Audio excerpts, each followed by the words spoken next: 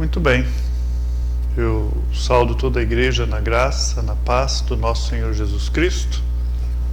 Estamos aqui mais um domingo para a honra e glória de Deus, buscando fazer a vontade desse nosso Deus que nós servimos.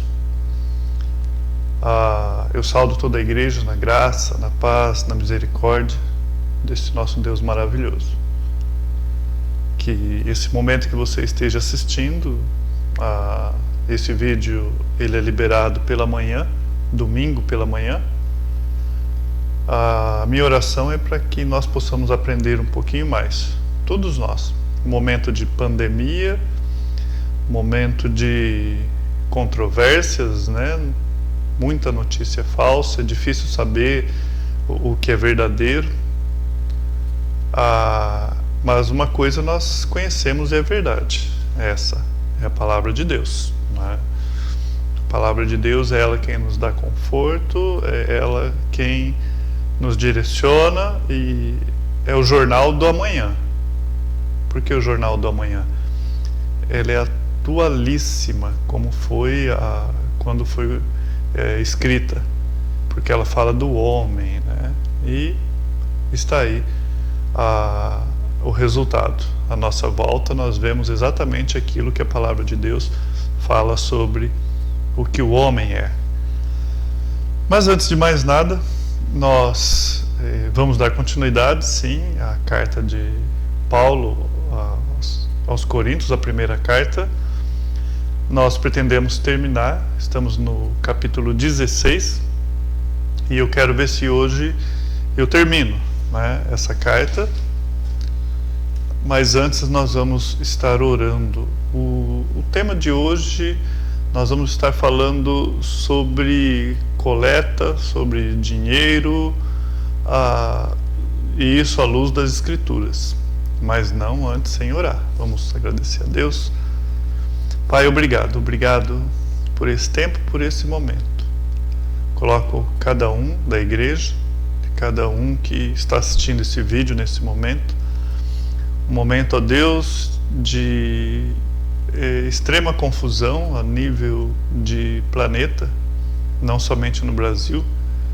Ó Deus, nos ajude a estarmos voltando a nossa vida a uma normalidade, a qual era antes, e que isso sirva para valorizarmos o tempo que nós temos junto. Coloco, Senhor, esse momento diante de Ti, abra nossos corações por graça. Em nome de Seu Filho Jesus. Amém e amém. 1 Coríntios, capítulo 16. Né? Nós terminamos o capítulo 5 e eu vou estar lendo 16 do 1 ao 4. Quanto à coleta para os santos, fazei vós também como ordenei às igrejas da Galácia. No primeiro dia da semana, cada um de vós ponha de parte, em casa, conforme a sua prosperidade, e vá juntando, para que se não faça coletas quando eu for. E quando tiver chegado, enviarei com cartas para levarem as vossas dádivas a Jerusalém, aqueles que aprovardes. Se convier que eu também vá, eles irão comigo. O capítulo 15 nós estudamos e Paulo ele se aprofunda em certas questões altamente teológicas, né? Deixa eu arrumar aqui isso para mim ficar mais fácil visualizar. Colocar um modo de leitura aqui, pronto, que é o meu resumo, né, minhas anotações. Então no capítulo 15 nós vimos coisas assim tremendas, né, e que acalentam os nossos corações. E Paulo ele vai concluir essa carta falando de dinheiro, porque nós vemos no capítulo 15 ele falando sobre ressurreição de Cristo, a nossa ressurreição, a ressurreição dos remidos, que mais? A segunda vinda, né, a sua segunda vinda, que mais que nós vimos? A morte de Cristo sobre a cruz, sobre a morte, aliás, e a cruz também, e nós, consequentemente, né, nós usufruímos dessa morte, que Paulo vai falar da transformação do nosso corpo, a consumação de todas as coisas. Então, lendo o capítulo 15, você é levado às coisas extremamente espirituais, celestiais, né? E alguém vai dizer, olha, mas como que normalmente alguém ele termina um contexto elevadíssimo, né? Por exemplo, quando termina o capítulo 11 de Romanos, Paulo ele prorrompe numa adoração a Deus, né? Porque dele, por ele, e é fantástico. Mas aqui de repente parece que houve um corte, do céu nós vamos para o mundo, né? Eu quero entender que Paulo ele vem falando sobre tudo isso, né? E praticamente ele terminou o que ele queria no sentido teológico aqui no capítulo 15. E no capítulo 16 é um PS lá, um pós-script, né? Você escreveu e embaixo lá se coloca PS, né? Pós isso que eu acabei de escrever, vai alguns detalhes. Eu imagino que é mais ou menos isso. Ele aproveita a carta e ele vai falar de realidades ali terrenas, né? Por quê? Nós somos cidadãos do céu, mas nós somos também da terra, né? Quando nós estamos lendo a carta de Pedro, Pedro fala assim, olha, eu insisto, amados, eu insisto vocês como estrangeiros e peregrinos, né? No mundo vocês são estrangeiros e peregrinos, ou forasteiros e peregrinos, dependendo da versão que você está lendo. E ele fala, olha, por vocês serem assim, vocês se abstenham dos desejos carnais que guerreiam contra a alma. Então, sempre essa ligação daquilo que é espiritual e algo que é nos dois mundos, no mundo espiritual e no mundo natural em que nós vivemos. E a gente tem sempre que lembrar disso. Eu sou estrangeiro, né? Eu gosto da palavra forasteiro, eu sou de fora, eu não sou daqui. E mais, eu sou peregrino, né? Eu estou passando por aqui, estou peregrinando.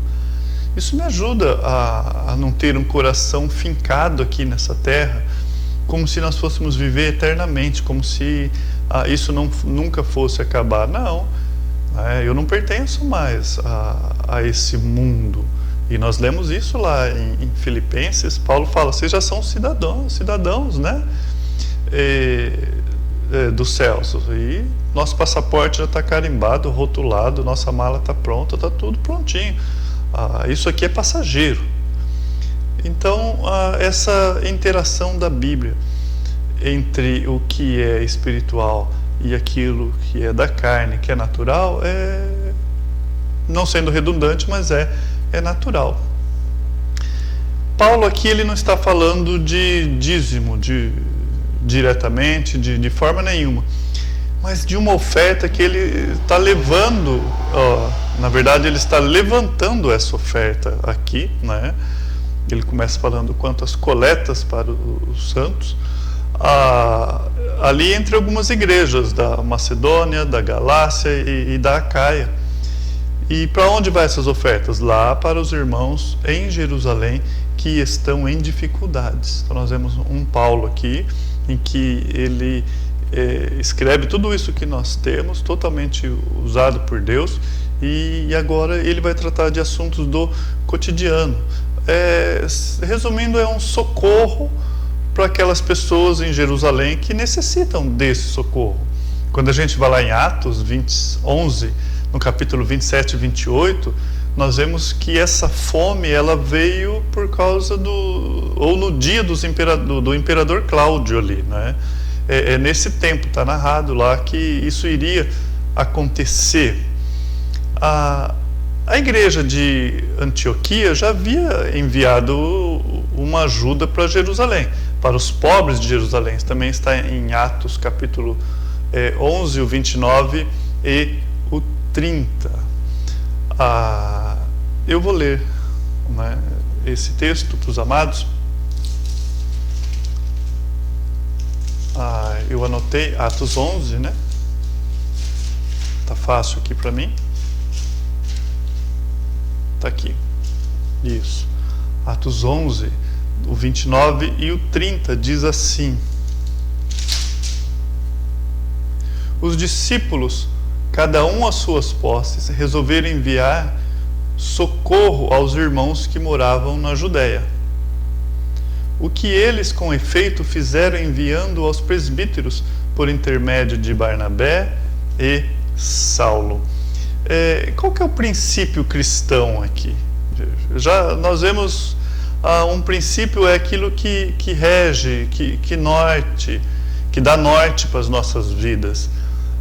Um princípio que eu vejo de imediato aqui, lendo 1 Coríntios capítulo 16 e todas as escrituras, é que nós, como cristãos, nós somos chamados a ajudar, a doar a outras pessoas, a amar ao próximo.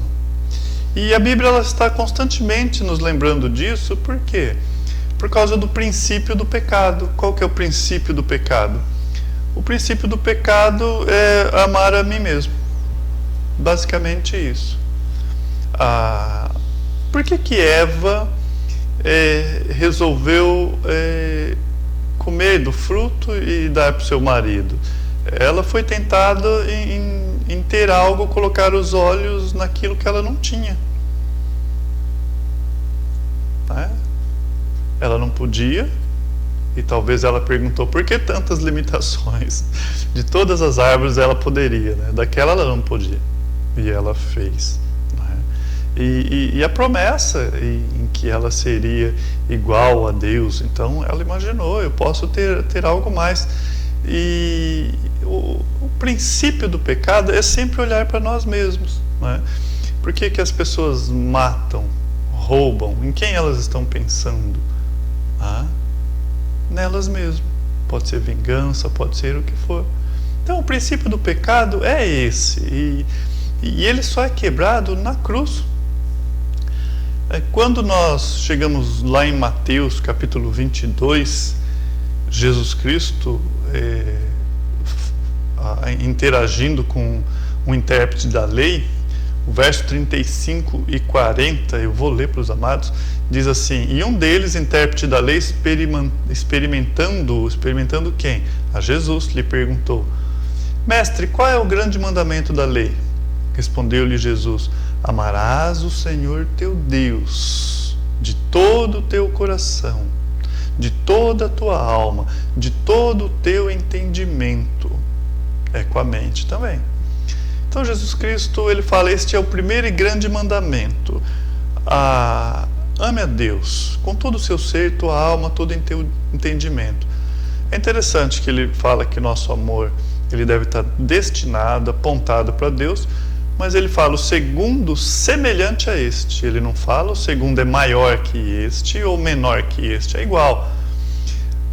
Amarás ao teu próximo como a ti mesmo. Quando isso acontece, quebra aquele princípio do pecado, de olhar para si mesmo. Entende? Então, espera aí. Se eu olho para mim mesmo, como que eu olho? Eu não quero o melhor para mim? Se eu quero o melhor para mim, eu quero para o próximo. O segundo é semelhante a este: amarás ao teu próximo como a ti mesmo. Destes dois mandamentos depende toda a lei e os profetas. Nós sabemos que lá no Éden, lá em Gênesis, quebrou a comunhão com Deus.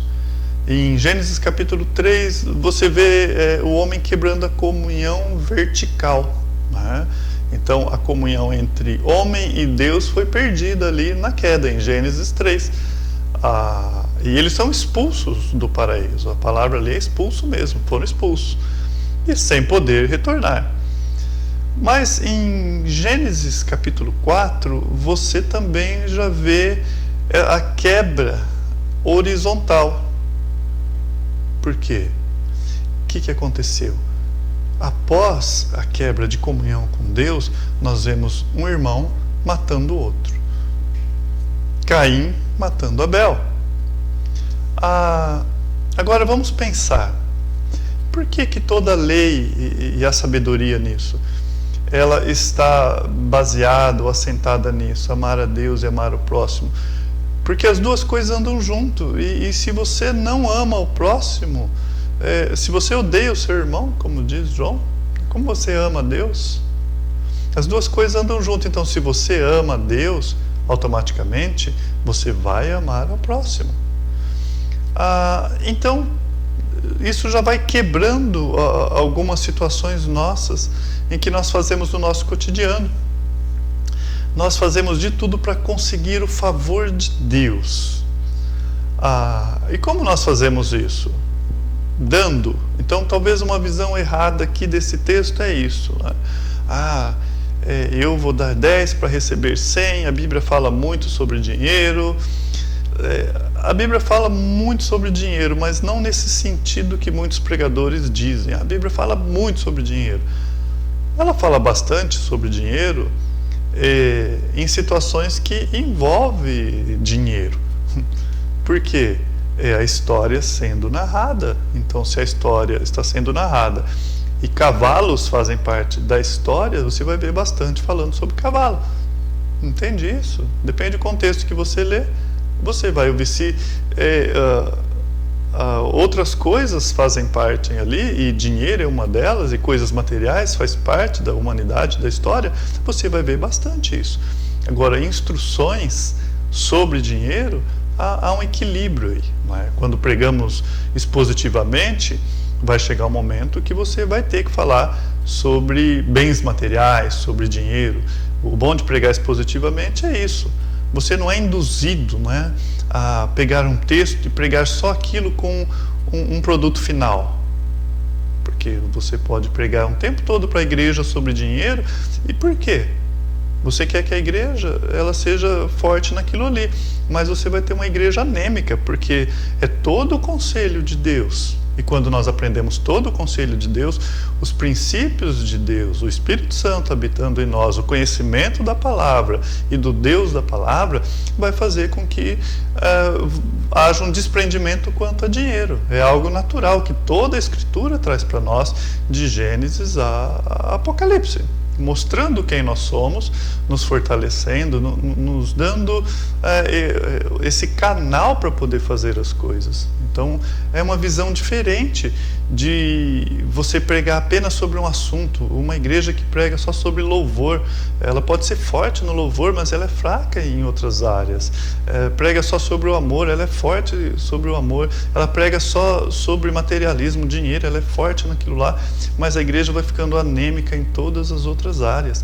Quando você prega toda a Escritura, acontece isso que nós vemos. No capítulo 15, Paulo nos leva até o céu, mostra o que nos espera, quem nós seremos, mostra a grandeza daquilo que Jesus Cristo fez por nós e desce à terra para falar sobre dinheiro. E nós vamos crescendo nisso.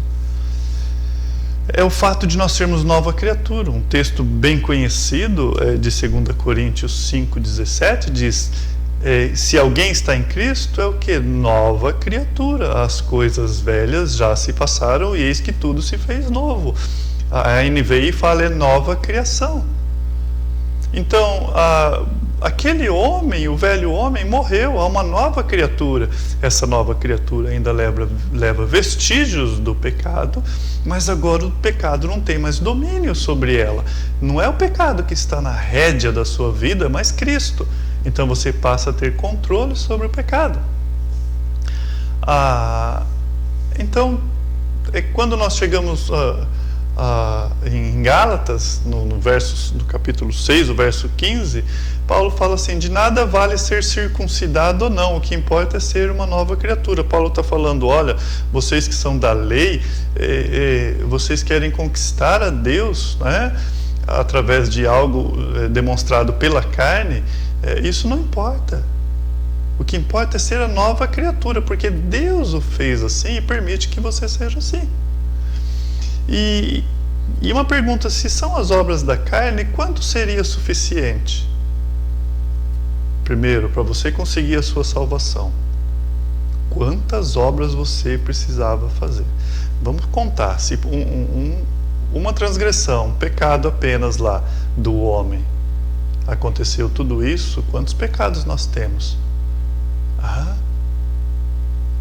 Então, onde abunda o pecado, superabunda a graça de Deus. É muito pecado durante uma vida, mas nós dependemos da graça de Deus. Não é uma balança em que você vai fazendo, até que você conquiste a sua salvação.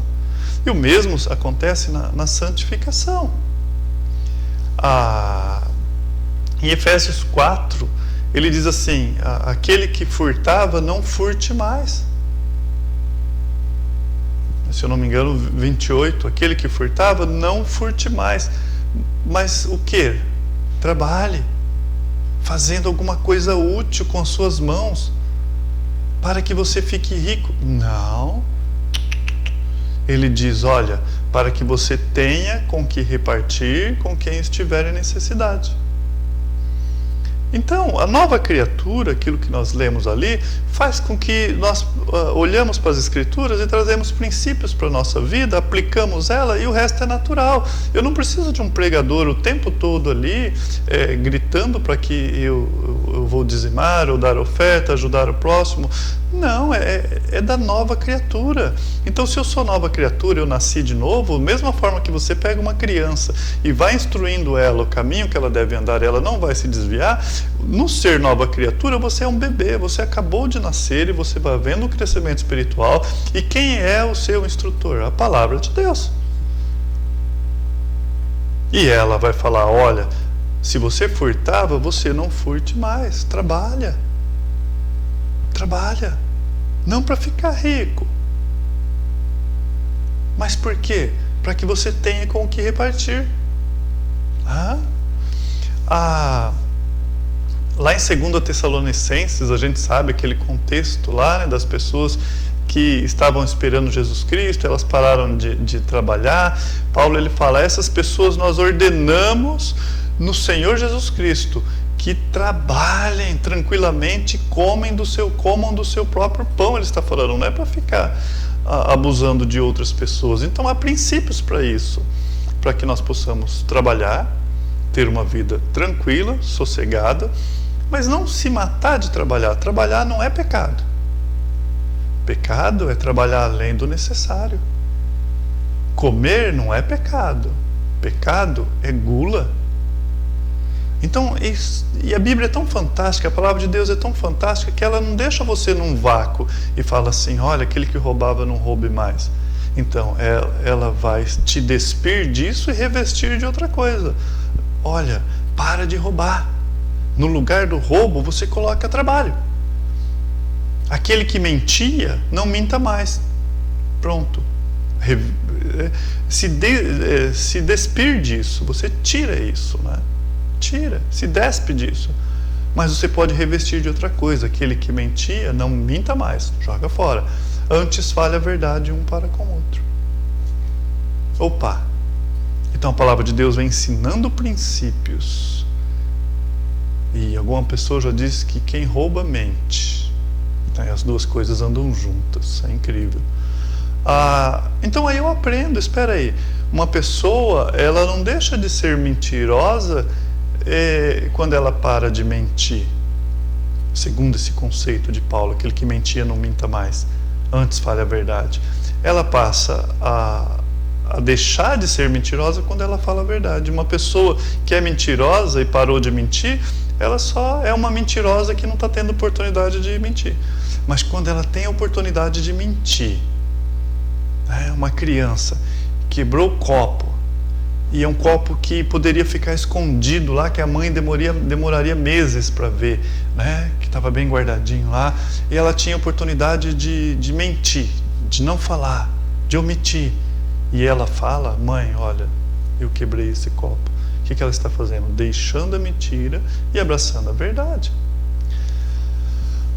E Paulo levava a sério isso, né? Em 1 Coríntios 9, verso 27, ele fala assim, eu me esmurro o meu corpo, eu faço dele escravo, para que depois de eu ter pregado aos outros, eu mesmo não venha a ser reprovado. Ou seja, a Escritura ela não vale só para a igreja, ela vale para aquele que ensina também. E Paulo fala, eu levo a sério isso, eu quero fazer isso, para que aquilo que eu estou pregando aos outros, eu não venha a ser reprovado. Ele fala lá, aliás, aqui mesmo, em 1 Coríntios, no capítulo 9. Falamos sobre dízimo. Talvez esse estudo aqui vai dar uns 2 pontos, né? Talvez parte 1, parte 2. Vamos tentar ver o tempo que leva, e porque ele abre um leque grande, né? Quando a gente fala sobre a palavra dízimo, a própria palavra significa 10%. E nós encontramos o dízimo em toda a Escritura. Nós encontramos antes da lei, Abraão dando dízimo, não é? Nós encontramos na lei, em vários lugares, começa lá em Levítico 27, depois vem falando em determinados pontos, fala sobre dízimo. Nós encontramos em Provérbios, nos livros poéticos você encontra. Provérbios 3, 9 e 10 está falando sobre isso. Nos livros proféticos, Malaquias, o tão citado Malaquias, é um livro profético. No Novo Testamento, nós vemos também em Hebreus, lógico, citando o Velho Testamento, mas nós vemos Paulo falando das coletas, nós vemos o próprio Jesus Cristo. Nós temos que ter aí a sensatez de entender que Jesus estava na lei ou na graça. Quando ele veio, ainda estava a lei. Ele veio para cumprir a lei. A lei dizia que um cordeiro devia ser morto. Esse cordeiro era Jesus. A lei foi cumprida em Jesus Cristo, né? E nesse momento havia os fariseus ali. E ele fala assim, ai de vós fariseus, porque vocês dão a Deus o dízimo da hortelã, do cominho, da arruda, dependendo a versão, e de todas as sortes de hortaliças, mas vocês desprezam a justiça e o amor de Deus. Ele está falando, ai de vocês estão dando dízimo de tudo, mas vocês estão desprezando a justiça e o amor de Deus. Aí ele fala, vocês deveriam praticar essas coisas sem deixar de fazer aquelas. Ele está falando, vocês deveriam praticar a justiça e o amor sem deixar de dizimar. Isso nas minhas anotações aqui está lá em Lucas 11, 42, né? Então, no Novo Testamento, você não tem uma ordenança direta para nós dizimarmos. Como igreja no Novo Testamento, você não tem isso. Então, por que nós temos essa prática? São vários motivos e eu vou tentar trazer alguns aqui. Longe de mim conseguir extrair tudo, né? Mas alguns pontos nos ajudam a pensar. Por que nós temos essa prática, então? Primeiro, Jesus não descontinuou. Ele não descontinuou, falou, olha, acabou aqui isso. Vocês deveriam praticar essas coisas sem deixar de fazer aquela. Ele fala, vocês deveriam continuar. Então, ele não descontinuou, mesmo sendo na lei, seria uma boa oportunidade dele falar, olha, está no fim isso, não vai haver mais necessidade disso, né? Havia um costume na igreja. Então eu olho aqui e vejo um costume na igreja. Então, lembrando, eu sou nova criatura, nascido de novo. Eu já não estou mais vivendo na carne ou na carnalidade. Eu busco as coisas que são do alto. O fruto do Espírito há em mim, o Espírito Santo habita em mim, as coisas velhas se fez nova. Tudo isso acontece muito antes de eu ler textos como esse que nós lemos aqui, no capítulo 16. Que o verso 1 diz assim, quanto à coleta para os santos, fazei vós também como ordenei na Galácia. Então, primeiro, aqui era uma ordem. Paulo fala assim, como ordenei as igrejas. Então ele não propôs as igrejas, né? Ele ordenou. E ele continua, no primeiro dia da semana, então, eu vejo aqui também um princípio. No primeiro dia da semana, no domingo.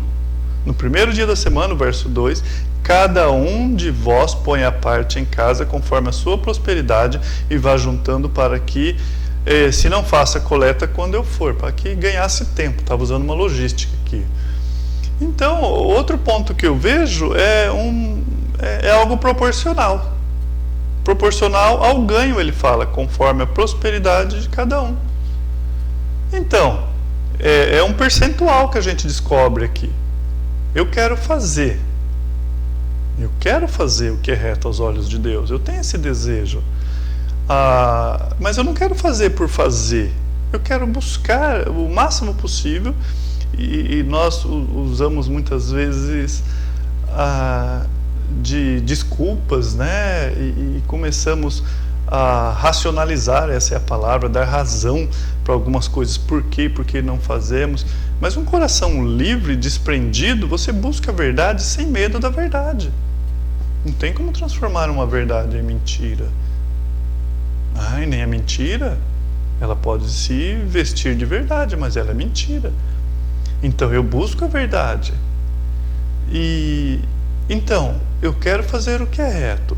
Eu vejo isso no Velho Testamento, antes da lei, na lei, proféticos, poéticos. Vejo no Novo Testamento esse princípio de dar, né?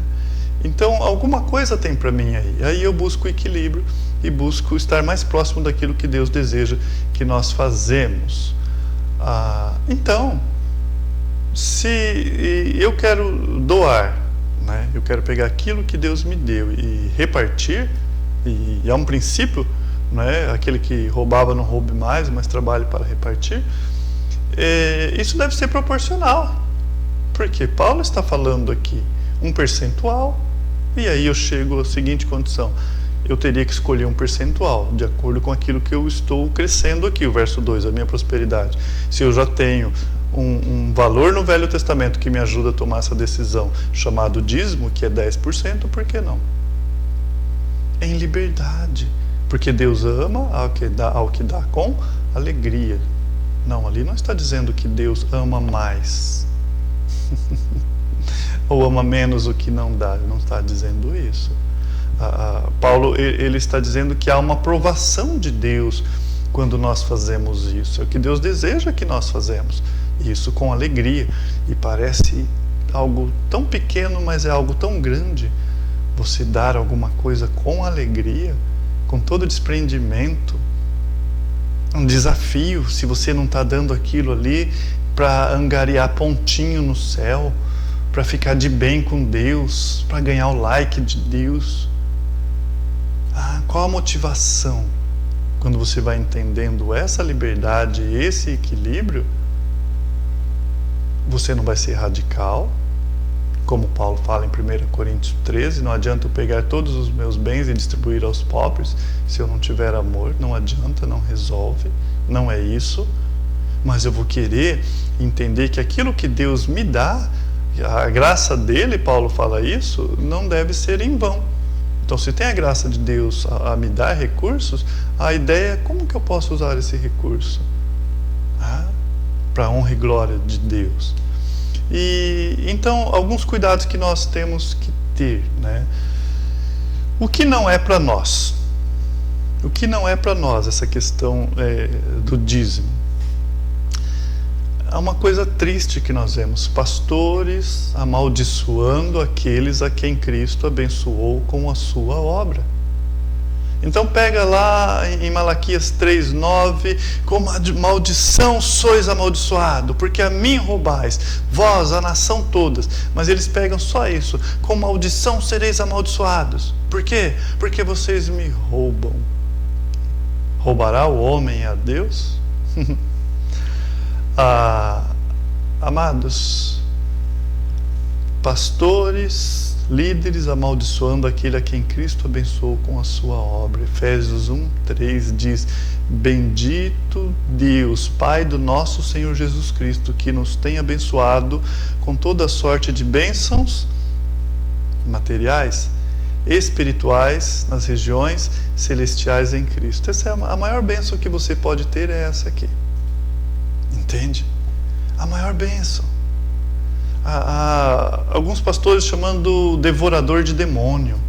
Lá em Malaquias diz assim: por vossa causa eu repreenderei o devorador, para que não vos consuma o fruto da terra, a vossa vide no campo não será estéril, diz o Senhor.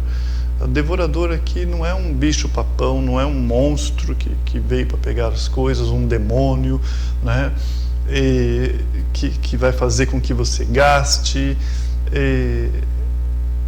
Nesse contexto de Malaquias, é uma praga, tipo de gafanhoto, uma praga, é isso. E aquele contexto é específico ali, nós entendemos, para aquele contexto.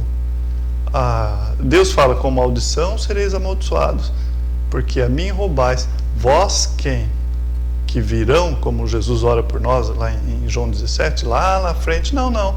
Vós, a nação toda. Temos princípios aqui? Ótimo, podemos aprender, mas esse texto não é para isso.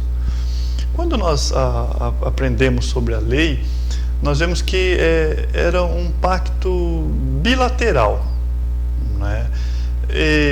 Ou seja, Deus fazia parte dele e nós fazíamos a nossa, né? Então, o homem, para ele alcançar a misericórdia de Deus, ele partia para obras, né? Ele deveria cumprir a sua parte. Gálatas 5:3 fala sobre isso, né?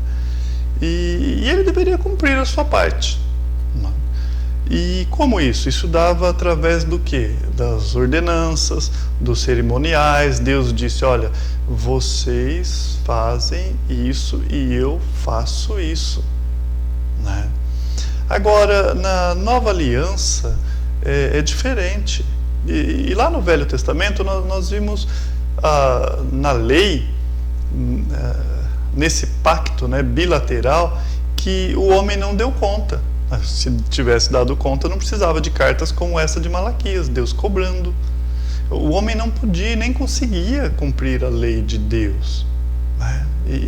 E a palavra de Deus vai falar que se alguém, Tiago fala sobre isso, ele falharia um ponto da lei, ele é responsável por toda a lei. Não adianta cumprir uma e deixar outra, você teria que cumprir toda. E Deus dá a lei para provar aquilo que o homem não é capaz de fazer. Primeiramente, ele dá a lei, faz esse pacto bilateral para mostrar para o homem: olha, vocês não conseguem, vocês não podem. E quando chega em Jesus Cristo, e o quadro é mais ou menos isso. É como se Deus chegasse e o homem estivesse em julgamento, e Deus fala assim: olha, vocês quebraram o pacto, então eu não tenho mais nada com vocês, eu não devo nada. Porque Deus disse: olha, se vocês cumprirem a minha lei, as suas mulheres serão férteis, o campo será fértil, vocês serão abençoados. Se vocês não cumprir, haverá problema para vocês, maldição. Então é isso que Deus está dizendo ali em Malaquias, baseado no contexto em que eles vivem. Agora, nós vivemos na graça.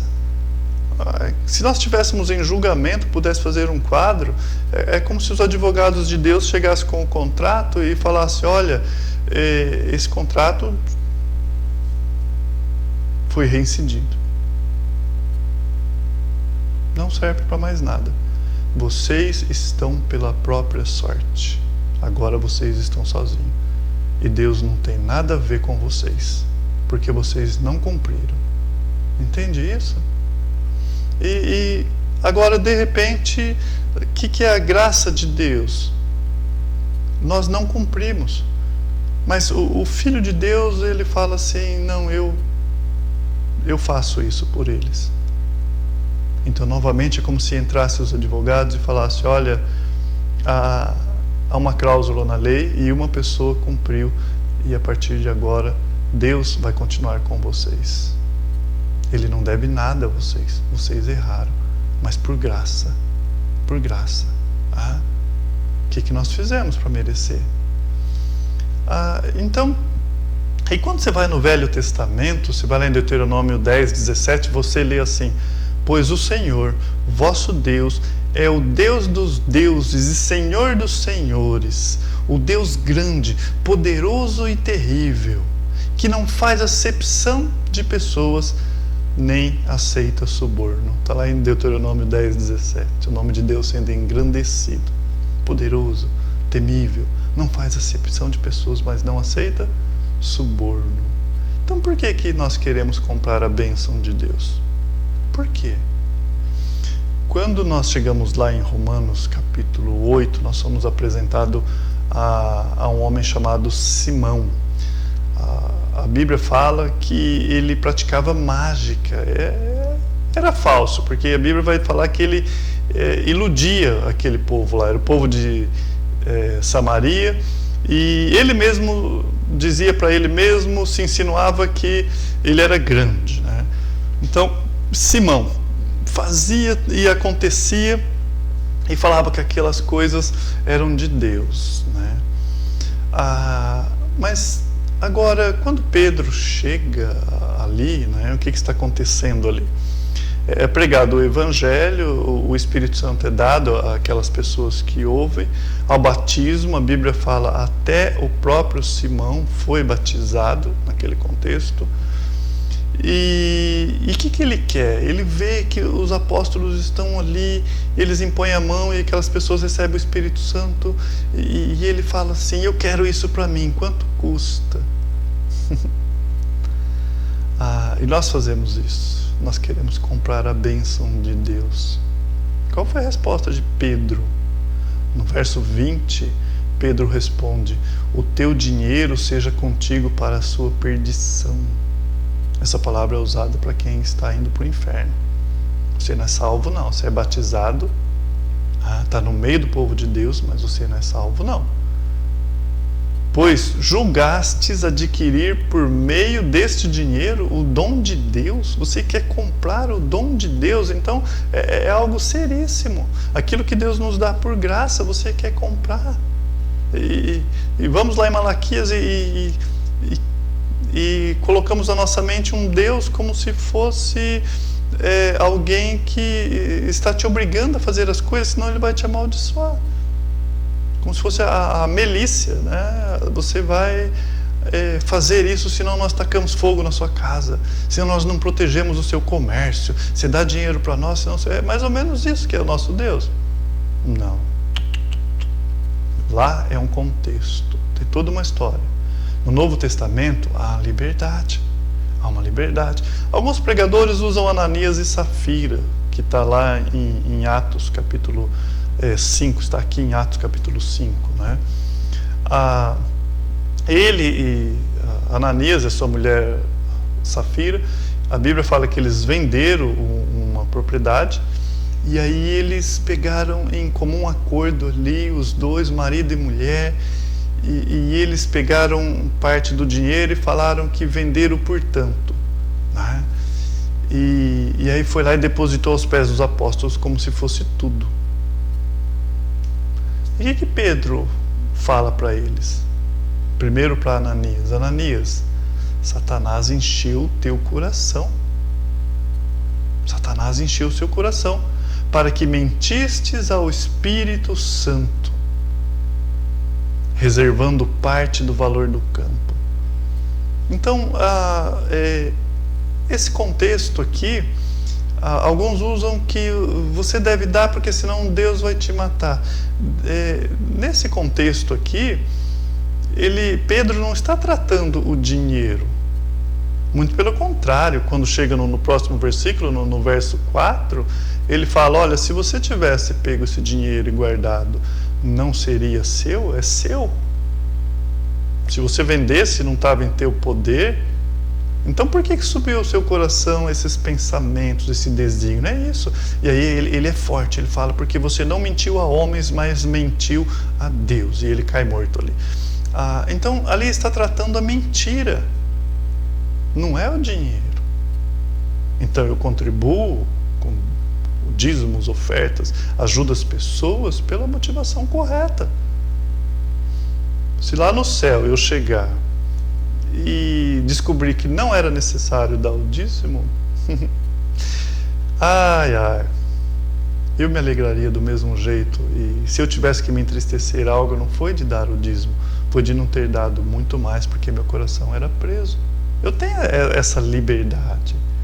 E de 10, há algo fantástico nisso, porque o que nós damos para Deus que Ele não nos deu antes. Então, se eu ponho 1, porque Ele me deu 10. Eu tenho essa liberdade de fazer isso e essa alegria, né? Agora, continuando, né? Por que eu contribuo? Paulo, ele trata esse assunto aqui em 1 Coríntios, nós já passamos por isso, no capítulo 9. Se você perguntasse assim, Paulo, por que eu devo contribuir? Ele responderia com o versículo 4 do capítulo 9. O versículo 4 do capítulo 9 está escrito lá: não temos nós o direito de comer e de beber? Pode ir lá, que está escrito desse jeitinho.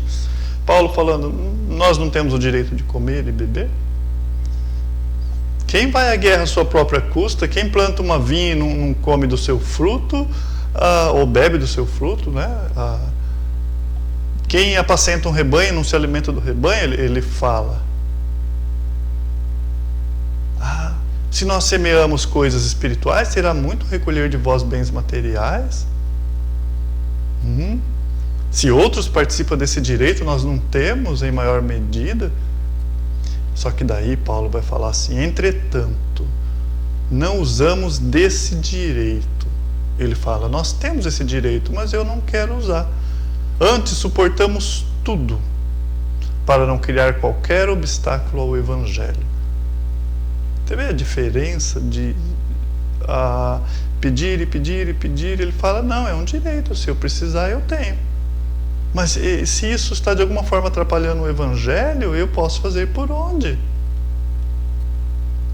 E ele cita, né, o Velho Testamento, vocês não sabem que os que prestam serviço sagrado ao templo, do templo se alimenta, e o que serve alimento ao altar, é dali que eles tiram o seu alimento? Aí ele fala a questão do boi, né? Não ate a boca do boi que debulha o milho.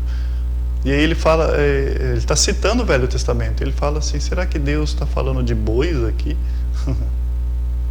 E ele lá no verso 14, ele fala assim, ordenou também o Senhor, Jesus Cristo, aos que pregam o Evangelho, que vivam do Evangelho. Então não há nada de errado nisso, nada de errado nisso. Então há uma liberdade dos cristãos, há uma liberdade. Quando ele fala no verso 15 do capítulo 9, né? Eu, porém, não me tenho servido de nenhuma dessas coisas, e não escrevo isso para que assim faça comigo. Ele fala, porque quando algum pregador, por exemplo, quando alguém fala sobre dízimo, a pessoa já pensa, lá vem pedir dinheiro, né? A Bíblia fala sobre esse assunto e nós devemos falar sobre esse assunto. E Paulo, ele fala, olha, eu não estou escrevendo para que vocês me mandem dinheiro. Eu não estou dizendo isso aqui que está faltando dinheiro. Prefiro morrer, ele fala, do que alguém anule essa glória, ou dizer que aquilo que eu faço é por dinheiro. Olha como é sério. Aqui mesmo em 1 Coríntios capítulo 9, ele fala, eu prefiro a morte do que alguém falar que eu estou trabalhando por causa do dinheiro. Ele fala, isso está em mim, vem sobre mim essa obrigação, esse peso. Ai de mim se não pregar o Evangelho. E ele faz livre, ele fala. Livre. De livre vontade. Agora, se constrangido, não é isso que ele quer. Então Paulo, ele ensina sobre o direito que as pessoas têm de receber o sustento financeiro da igreja. O direito que ele tinha e responsabilidade da igreja. Embora é um princípio das Escrituras que o trabalhador é digno do seu salário, Paulo, nesse contexto, abre mão desse direito. Ele ilustra o quê? A liberdade cristã. É um direito seu, mas ele abriu mão desse direito. ele vai apresentar ali sobre esse sustento financeiro, né, 2 argumentos em cima disso. Primeiro, o direito de receber. O segundo, de recusar. Simples assim. Minha mente deu uma atrapalhada aqui, mas agora clareou. Quais são os 2 argumentos que ele tem ali? A pessoa que recebe e aquela que não quer receber, que quer recusar. Ele fala dessa liberdade. E nós entendemos, diante das Escrituras, que receber ou não receber não torna a pessoa mais santa ou mais bíblica. Não, mas é apenas uma característica do ministério a qual Deus a chamou. Há pessoas que têm tempo integral, há pessoas que têm tempo parcial, há pessoas que tinham tempo integral, tem que ter tempo parcial agora, porque não está dando sustento. E a característica do ministério Deus é um só, e Deus está trabalhando na vida da congregação, na vida do pastor, a palavra está sendo ensinada, e o dinheiro faz parte de tudo isso, e a Bíblia vai condenar o amor ao dinheiro, e não o dinheiro em si. Então, nós temos que ter essa liberdade. Se há pessoas que Deus chama para abandonar qualquer forma de sustento, a não ser ao que a igreja envia. Se há pessoas que elas vivem integralmente daquilo que a igreja dá para ela, e a vida dela é totalmente dedicada a isso, nós devemos ajudar, sim. São ministérios. Pode ser pastor, pode ser missionário, evangelista, professores, tradutores, etc, etc.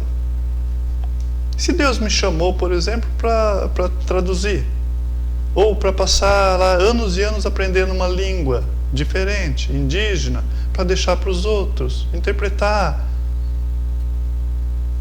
Entende? Qual é o problema de nós podermos ajudar? Qual é o problema em tudo isso? Nós que temos o coração banhado pelo amor de Deus.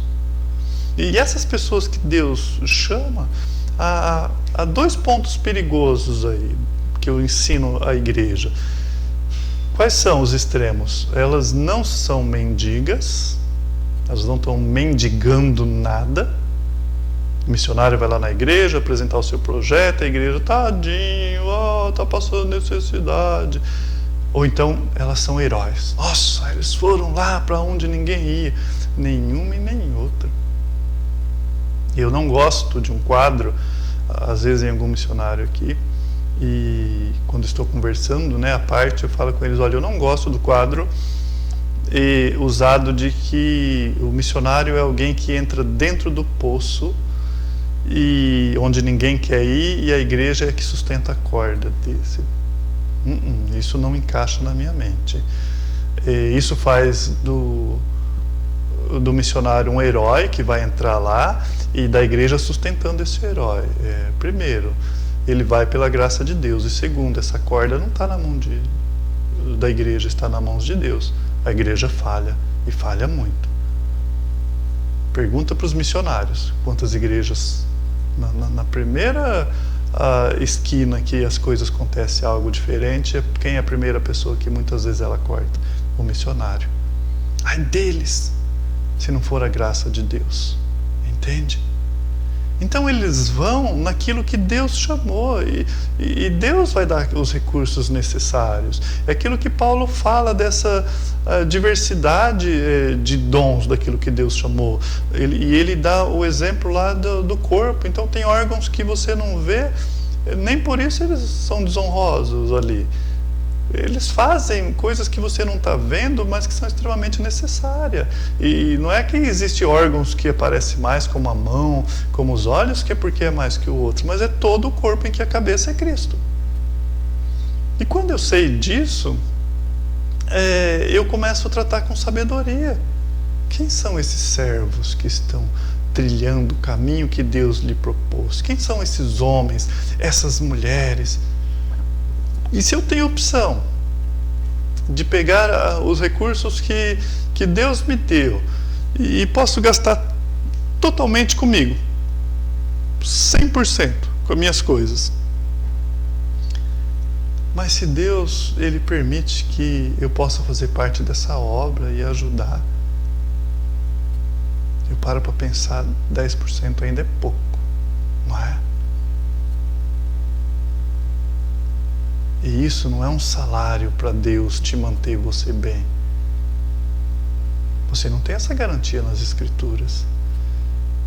De igrejas que deram sobremaneira, mais do que eles podiam, depois você não lê lá na frente, Deus honrou e se tornaram pessoas abastadas, você não lê isso. Mas eles fizeram o que é reto fazer, porque é certo fazer. Porque eles entenderam isso e eles têm alegria em ser participantes. Que alegria! O coração deles está livre, não estão presos a esse tipo de coisa. Querem colocar a cabeça no travesseiro e estar tranquilo em todas as áreas na questão espiritual. Então nós dependemos de sabedoria de Deus para dar e para receber. Ajudar não é fácil. Dar dinheiro para uma pessoa é fácil. Não fazemos isso na feira, na barraquinha de pastel, né? Nos lugares em que a pessoa paga para mim, você vai lá, pergunta se você está contribuindo, se está ajudando verdadeiramente essa pessoa. Qual foi a última vez que você realmente teve uma ajuda efetiva? Parecia alguém que havia uma necessidade real e você ali, chamado por Deus, você tinha e você se alegrou, porque ao invés de você ficar pensando só em você, você tinha. Havia uma necessidade. Não era alguém que agia loucamente, como aquelas pessoas em 1 Tessalonicenses, em que Paulo é duro com eles, fala, aquele que não trabalha, não coma. Paulo queria constranger eles ali, essa era a ideia, para eles entenderem isso. Então não é uma pessoa que está abusando de você, houve uma real necessidade, como de José e Maria precisando de um lugar para nascer o nosso mestre, para que Cristo nascesse, uma real necessidade, e eles batem a sua porta, e aí você tem princípios, e mais que princípios, a palavra de Deus guardando o seu coração, e ela vem e fala, você tendo bens nesse mundo, e vendo a necessidade do outro, cerrar o seu coração onde está o amor de Deus, uma real necessidade, não um oportunismo. Eu gosto de ilustrar o filho pródigo, né? O filho pródigo, ele pega e fala para o pai, me dá a minha parte da minha herança que eu quero curtir a vida. E ele pega aquele dinheiro, sai e vai curtir a vida. Com os amigos, bebidas, mulheres, a gente sabe, né? Foi lá, gastou tudo, ficou sem nada e chegou um certo tempo que ele teve vontade de comer a comida dos porcos. Estava lá, alguém apacentando porcos, e ele olha aquilo lá e vê e queria comer alfarrobas, se eu não me engano, deve ser abóbora, alguma coisa parecida, e ele ficou com vontade de comer aquilo lá, e ele lembrou do pai dele, e a Bíblia fala, e caindo em si, né, como se Deus abrisse os seus olhos, e ele fala assim, eu vou voltar para a casa do meu pai, e lá pelo menos eu posso ser o empregado dele, mas eu vou ter. E ele volta para a casa do pai, nós sabemos toda a história, o pai estava esperando, abraça, beija, faz festa, o irmão não gosta disso, e o contexto ali é para o irmão, tudo isso acontecendo. Mas uma coisa que eu aprendo é o seguinte, não basta ter apenas boa vontade, ser sincero em querer ajudar. Se nós, com toda a nossa vontade, se fosse nos dias de hoje, você visse essa pessoa querendo comer a comida dos porcos, você chegasse e pagasse uma marmitex, você estaria ajudando ou atrapalhando essa pessoa voltar para o Pai? Tá? Ao mesmo tempo, isso pode servir de desculpa para mim não ajudar. Entende como é difícil isso? Então nós dependemos da sabedoria de Deus para glorificá-lo com os nossos bens. Então, onde está o nosso coração? Onde está o nosso coração? Lá no Sermão do Monte, né? Fernando falou um pouquinho, quarta-feira, citou um contexto do sermão. No capítulo 6 de Mateus, o verso 19, Jesus fala assim, não acumulei para vós tesouro sobre a terra, onde a traça, a ferrugem corrói, onde os ladrões escavam e roubam. Não é aí. Não é esse o caminho. Então eu estou juntando tesouro aqui. O que Jesus continua falando lá? Ele não para aí. Lembra do despir e revestir? Ele fala, não fica juntando para essa vida. E a gente acha que isso vai ter garantia. Não. Mas ajunte tesouro no céu, onde a traça, a ferrugem, elas não vão corroer, onde os ladrões não podem roubar.